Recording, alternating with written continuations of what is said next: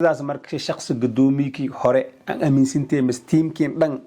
jaaliyad inay aqoonsanayaan jaaliyad shaqeeya jaaliyad maba jirtaan ma ku dhahay baad ilaa hadda jaaliyad dhisan oo taagan aan aragna ma jirto aad 2017 ugu dambeeyay markii hilkaad ahay kadib jaaliyad maba la arkin waayahay jaaliyadii wada shaqeynaysan jiraan jirtay marka ay wada shaqeyn banaanka wax qabad idinka markaas qabateen intii hilkaad wareejisi hal ila ma la taabad kor jirtay waa jirtaa ilaa haddana waa wadnaa sidii markaas maxaan ku yiraahdaa horta jaaliyadan loo fariisin lahaa aan ka shaqeynayna anaga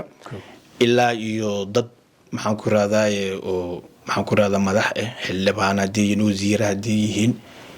ma fahmino dadkaas la kaashanay wax walba hadda meel fiican ay noo marayaan waxa rajeynaa goordhow in hataa maxaan ku yiraahdaa doorashadii qaabkii loo qaban lahaa guddigii oo doorashada qaban qaabin lahaa diyaarin lahaa wixii oo dhan hawshooda inaan diyaarin haduu ilaahay raali ka loo baahan yahay dadka sideeda banaan marka hormuud u tahay koodi xun iyo koodi san ina isku dhaqdid isu keendid wax walba kugu qaadad ina isku keendid wacyi gelin inaad sameysid dadkii la wacyi geliyo wax loo sheego la baraarujiyo magacan sida uu ku imaaday iyo calankan hadda oo calanka laftirkiisaba dadkii sameeyay number 1 ana ka professor Maxamed Muuse Macow Gaana ku jiro Yaxay Cumar ku jiro Senegal ku jiro ma garatay dadkii hadda oo horey maamul ahaa hadda dadkii hore 2011 calankan designkiisa la sameeyay dadka sameeyana waa anaga dadku dhafray habeen iyo maalin rag baa taa isku dayay inay maxay bedelaan qaabkiisa nidaamkiisa oo ataa iska 2011 laakiin 2022 le calankii la shaayay iyo xaflad in Korea la sameeyay wuu jiray hatta waxa jiray calan kale oo xisbiga oo qoomiyadda ay leedahay 2011 marka 2011 Allah u naxariistay Mawlid Macaani joogay maran aweesa kamid waxa kamid ah Dr. Aadan ilaa u naxariistay oo dhintay Xaaji Aadan ilaa u naxariistay waa dhintay ma garatay dad badan joogay cadeentooda fiidiyoyadooda sawiradooda wax dhan waa hayna adaarto hadda ku soo bandhigeena ma fahamtay marka calanka xilligaas la sameeyay in maxay ahayto hadda oo lagu gorgortamo oo saan waa kan waa la dhaw taas marnaba horta cid laga akhrisanayo ma jirto cid laga yeelayna ma jirto gabadii hadda inka dambeeyay waxa hadda go'aankeen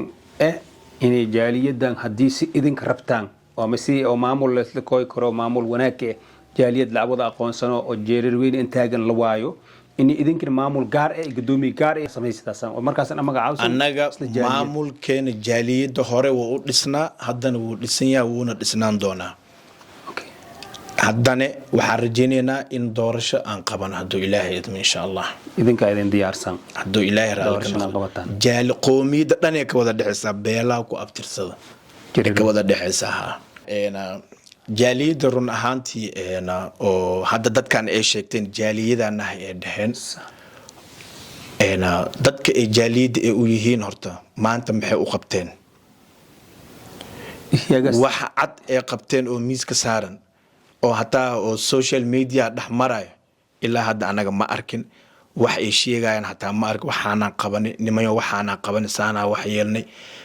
ma hayno jaaliyad si ay sheegeen waa ma sheeganooyin waxay dhaheen jaamacad sidoo kale arday way jiraan caafimaad jiro xafiisaan leenahay oo markaas intuu ku yaala xafiiska si iyaga sheegteen xafiiska intuu ku yaala goobtaada shaqo ma xafiis jaaliyada ka dhigaysa wada shaqeyn jaaliyada bilaa way dhaheen si goobtaada shaqo ma xafiis jaaliyad ka dhigaysa su'aashaas ayaga ku naqanay jaaliyada hada ayaga laga rabaa inay ka jawaabaan sababtoo aan goobteedii shaqo xafiisaan leeyahay hadda xafiiskayga aan dhaho xafiiskan jaaliyada loogu shaqeeyaa inta ka shaqeysaa adduunka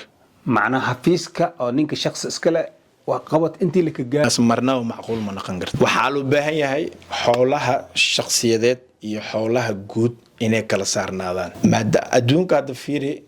qofka markii oo xil loo magacaabo aqoontiisa la fiiriyaa dhinac walba la fiiriyaa aadaabtiisa la fiiriyaa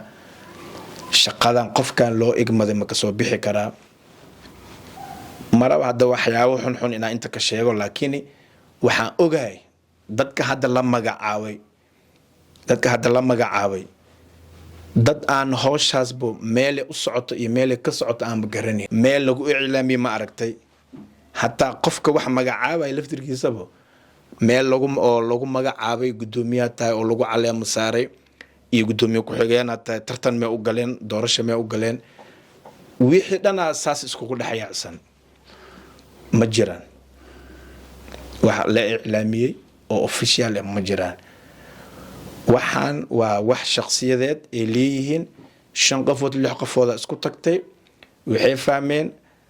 danahoodii fahmeen maxaan ku yiraahdaa fikirkooda iyo ra'yigooda iyo danahooda meesha ka dhex arkeen bis saasay samaysteen wax dan guud u socdo ma lahan meesha idinka markii shaqeynaysan xafiis ma leedahay marka sanadkii oo aad gudoomiyaad anaga waa leena xafiiskeena 7 ku yaalay jaaliyada Jareerweyne gaar u ahaa 2006 ka soo bilaw madaxweyne ama gudoomiyaha Jareerweyne Cabdixakiin dalka Mareykanka marka mix kordhi kor isda korta Afrika ahaan Cabdixakiin run ahaantii arinkaas waa la socdaa kullee asigane tala waxaan siin lahaa maadaama hadda uu Mareykan joogo uusan Kenya uusan joogin niyahow horta xilka lagu magacaabay xil yar ma ahan marka xilkaas lagu magacaabay horta Ilaaha kula garab galo Ilaahay sidii oo maxaan ku raadayay oo tabartaada iyo dadaalkaaga kartidaada inaad ummadaada ugu adeegtid wax ugu qabatid wax walbo ee ahaato inaad ku samirtid ku dulqaadatid waa lagu caayna waa lagu aflagaadeena wax walba lagu dhaca dulqaadkeeda inaad yeelatid alagaaga baahan yahay haddii markaas maxaan ku raadayay ii sheeg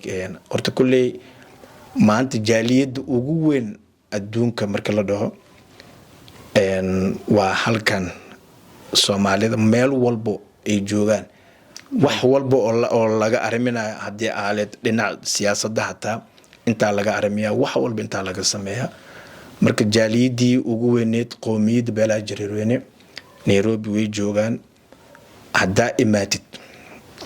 oo Ilaahay saantaada soo qaada ay imaatid waxaan ka codsanaynaa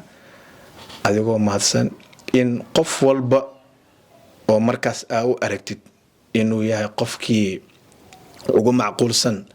meeshan joogo wax laga wareysan karo inaad ka wareysatid xog weydiisid si markaas wixii jiro xaaladda jirta aad u ogaatid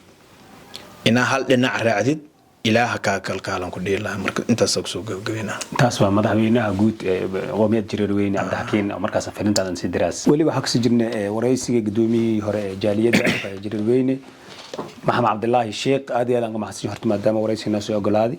in dambeyn talo oo maanta jaaliyadda hadda xilka hayd ad siyaas ma ad run ahaantii ilaa hadda aniga mar labaad iyo mar saddexaad waxa kugu soo celinaa jaaliyad inaysan